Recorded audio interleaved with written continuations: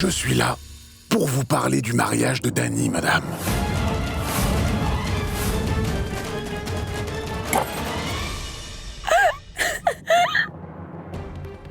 Mon mariage à moi avec Tripurari. Vraiment, ce Tripurari est un homme vraiment très cachotier. Pour proposer le mariage, il a envoyé le grand prêtre. Il ne m'a rien dit à ce sujet. Et moi, la folle, je pensais n'importe quoi. Quand il ne répondait pas à mes appels téléphoniques. Mais toi, tu voulais me surprendre en me donnant cette bonne nouvelle.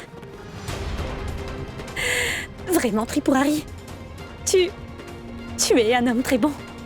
Et moi, j'ai beaucoup de chance d'obtenir un partenaire tel que toi pour me marier.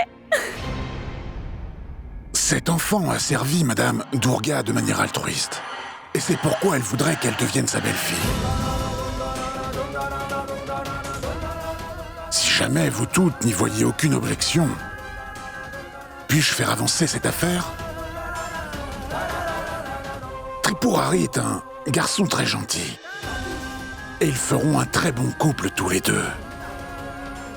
Ils feront un très beau couple. J'ai aussi pensé aux autres jeunes femmes du refuge. J'ai beaucoup de disciples qui me suivent, qui font des prières et servent dans le temple. Si les filles d'ici se marient avec ces hommes religieux, l'avenir de tous ces enfants sera assuré. Maintenant, la question qui se pose est... Pourquoi j'ai parlé de Dany la première? Parce que j'ai pensé que c'est par la faute de Viplav si Dany a dû endurer beaucoup de problèmes. Elle a dû subir beaucoup d'humiliations. Je me sentirais toujours désolé pour ça.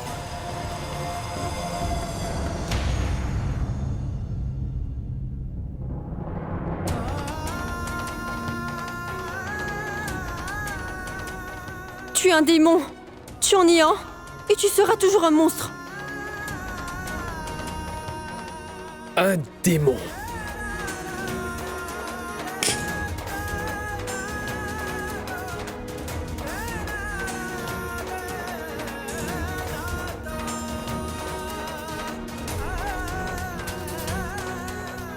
En dehors de ça, j'ai aussi réalisé qu'en organisant ainsi le mariage de Dany, j'allais montrer un bel exemple de tolérance dans la société.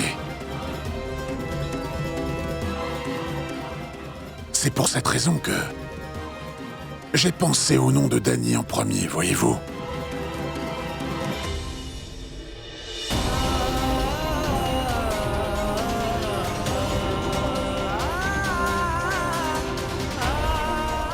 Je pense que Dany est très timide. Grand prêtre, je vous suis très reconnaissante d'être venu ici, d'avoir soumis une demande en mariage pour ma fille. Mais il faudra me pardonner. Je ne peux accepter cette demande pour ma fille. Cela est tout simplement pas une chose possible.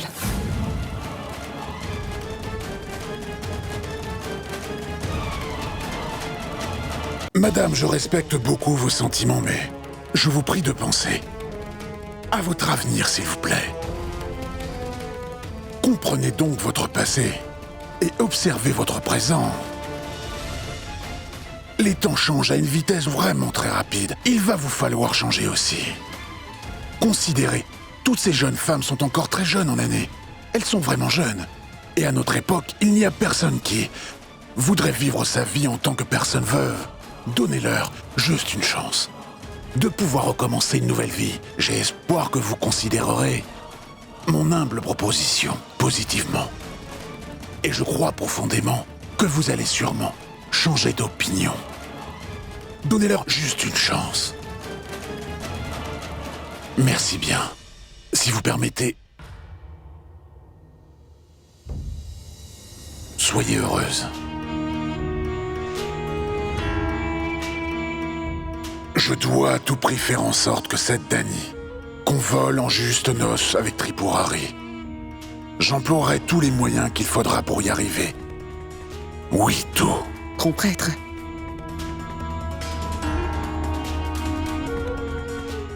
grand prêtre d'Ashrat. Veuillez lui pardonner. Elle n'a pas accepté votre proposition. Je lui parlerai encore à ce sujet. C'est que vous voyez, c'est votre petit-fils qui a... Écoutez, j'essaie juste de réparer les fautes commises par certains membres de ma famille envers vous. Je vous demande pardon de... Oh, leur part à tous. J'en suis très honteux. Mais non, grand prêtre, pourquoi dites-vous une telle chose? Je vais bien trouver une solution d'une manière ou d'une autre. Laissez-moi parler à Doulari une fois, puis je vous tiendrai au courant. Je vous remercie.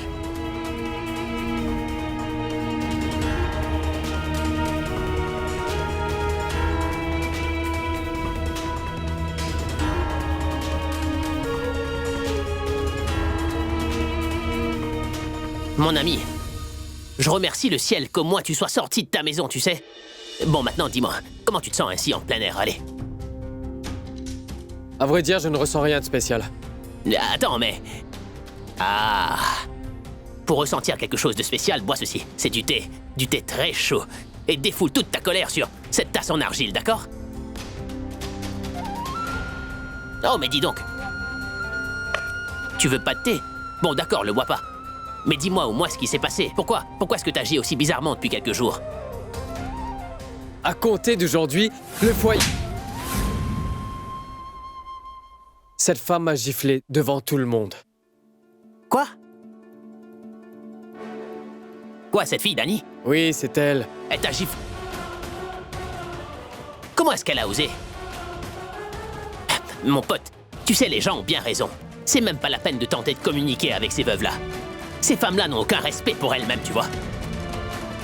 Toi, tu les as respectées, t'es venu les aider. Et qu'est-ce qu'elles ont fait en retour, celles-là? Est-ce que tu peux me dire ce qu'elles ont fait? Mon pote, tu sais, les gens ont bien raison. Ils disent que ces veuves sont comme ces tasses en terre d'argile. Qu'il faut juste boire et jeter. C'est bon, arrête. Je n'ai même pas envie de parler de ça. Hé, Viplav. Tu veux pas parler de cette affaire, n'est-ce pas? N'en parle pas. Mais moi, je pourrais pas l'oublier. Et non, je me tairai pas. Cette fille s'est permise de gifler un gars comme toi. Cette Dani de rien du tout. Elle mourait encore de faim il y a pas très longtemps. Attends, mon pote. Moi, je vais lui mettre une telle gifle en plein milieu du marché. Tu vas voir si elle va... Ah, mais c'est bon, Raj. Crois-moi, je n'ai pas envie de parler de cette affaire. Et surtout, ne dis plus un mot. Contre Dani, s'il te plaît. C'est tout. Dis donc, toi. Quoi? Quoi donc? Tu peux me dire ce qui t'arrive, au moins? C'est pas Viplav Tripathi qui parle là, non? Tu sais très bien que toi et moi, on se connaît depuis ta tendre enfance. Et cette jeune femme, la Dani en question, elle t'a giflé, mon pote. Et toi, tu veux même pas entendre de critique à son sujet, c'est bien ça?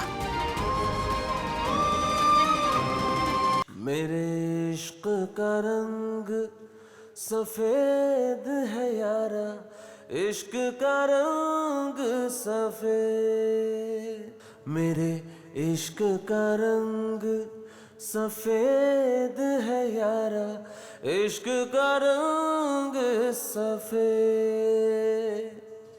मैं ही नहीं जग बोले मैं ही नहीं जग बोले कहे गीता कहे बे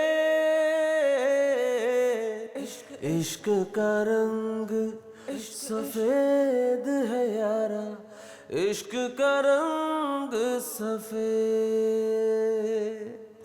इश्क भंवर में जो डूबा है अपना आप गवाए इश्क के रंग में रंग गया इश्क के रंग में रंग गया उसे कोई रंग ना भाए मेरे इश्क का रंग सफेद है यारा इश्क का रंग सफेद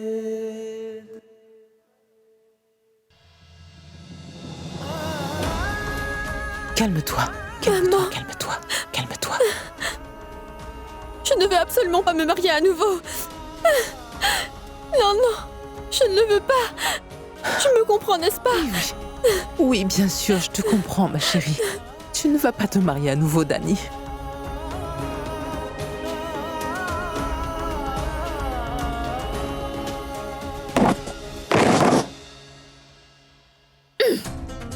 Et pour qui se prend-il, cet homme?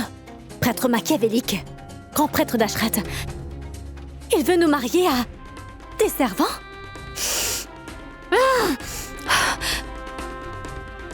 Et quoi si nous sommes des veuves? On ne va pas épouser n'importe qui.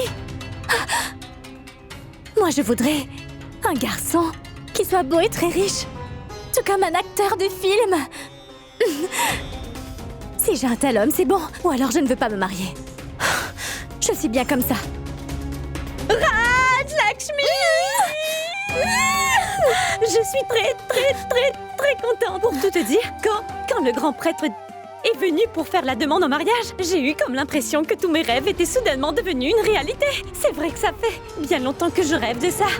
Maintenant, je ne serai plus forcée de porter des vêtements blancs. Son amour apportera des couleurs dans ma vie, Raj Lakshmi.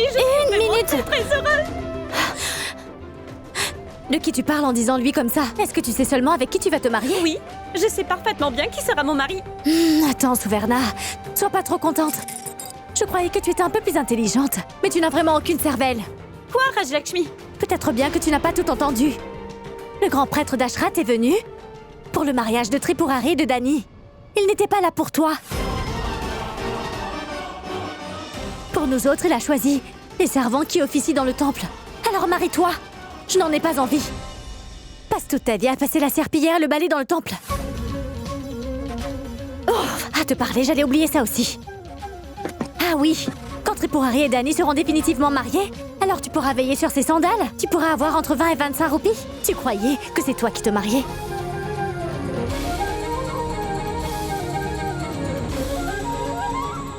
Non. Raj Lakshmi a certainement du malentendu. Il y a un malentendu, oui. Oui. Parce que Tripurari est amoureux de moi. Et c'est moi qui l'épousera.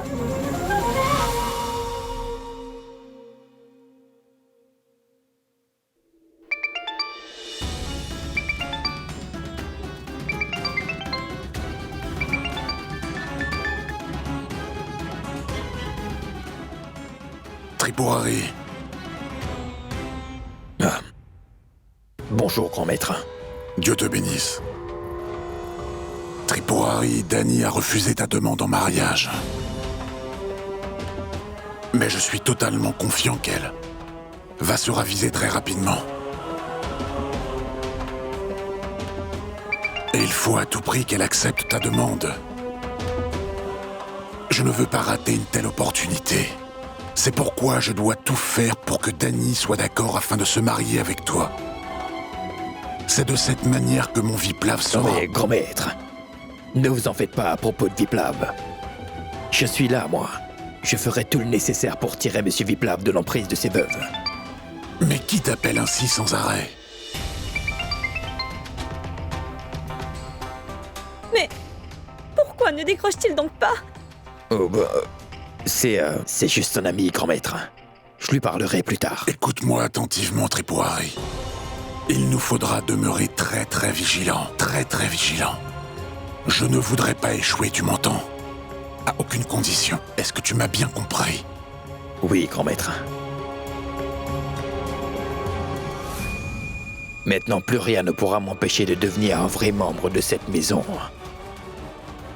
Et si pour ce faire, je dois épouser Dani au lieu d'épouser Suverna, je suis d'accord avec ça.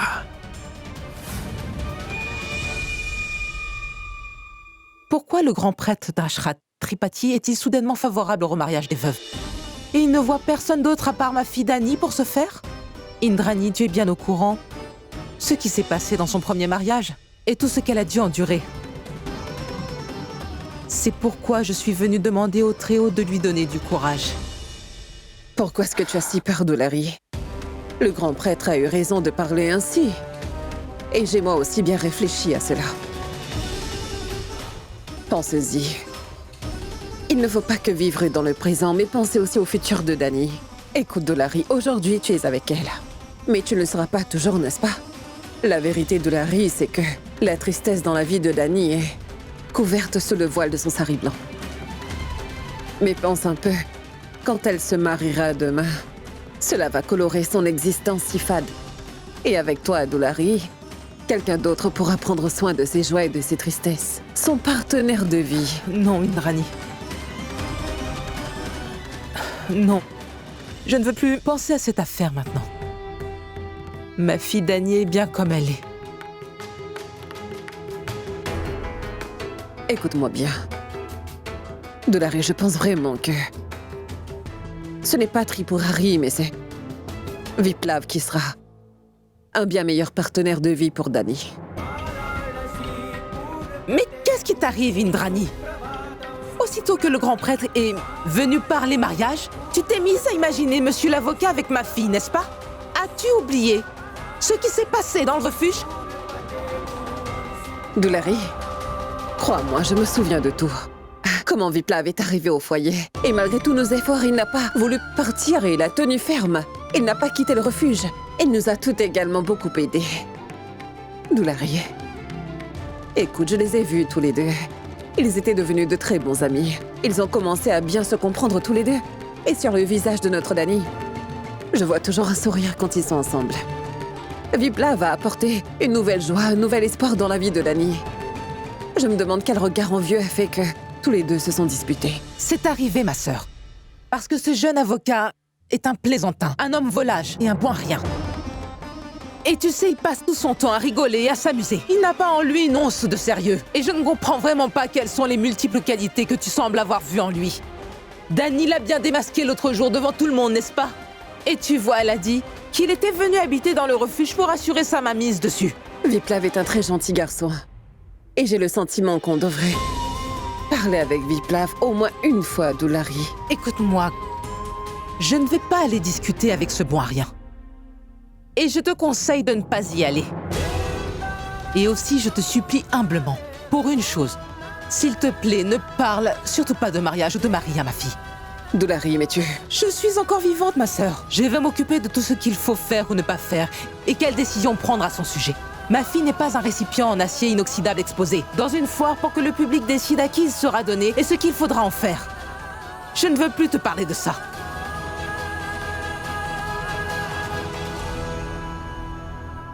Tu as bien le droit d'exprimer ton opinion, Doulari. Mais cela ne veut pas dire que je suis prête à clore ce sujet. Et je vais certainement essayer encore une fois. Bonjour, cher monsieur. Namasté. Je voudrais acheter la nourriture habituelle. Oui.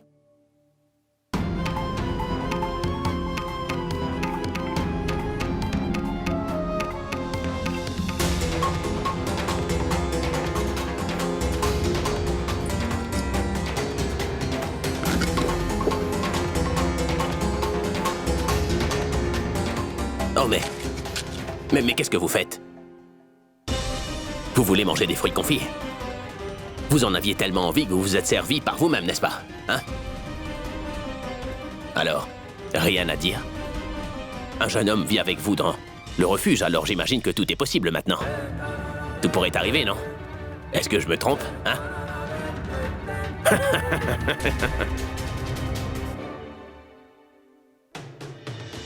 Cher monsieur, vous lisez le livre sacré, non?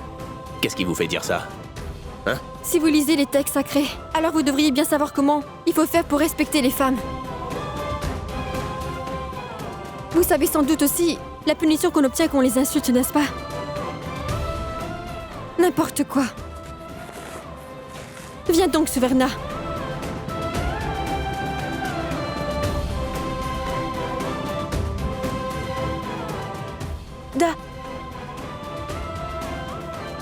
Mais qu'y a-t-il, Suverna? Dany, la proposition que Tripurari a faite... Suverna, je ne souhaite pas du tout parler de ce sujet. Mais... Et je ne veux pas non plus me marier à nouveau. Dany ne veut pas se remarier.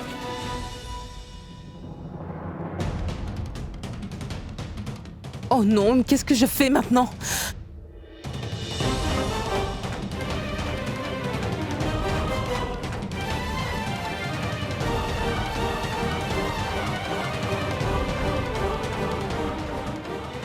Qu'as-tu donc, maman? Pourquoi es-tu debout dehors? Il s'agit de ta tante Indrani. Elle est partie dans la maison du grand prêtre avec des gâteaux pour la fête des Lumières. J'ai vraiment très peur parce que si elle rencontre Viplav, il pourrait y avoir un scandale.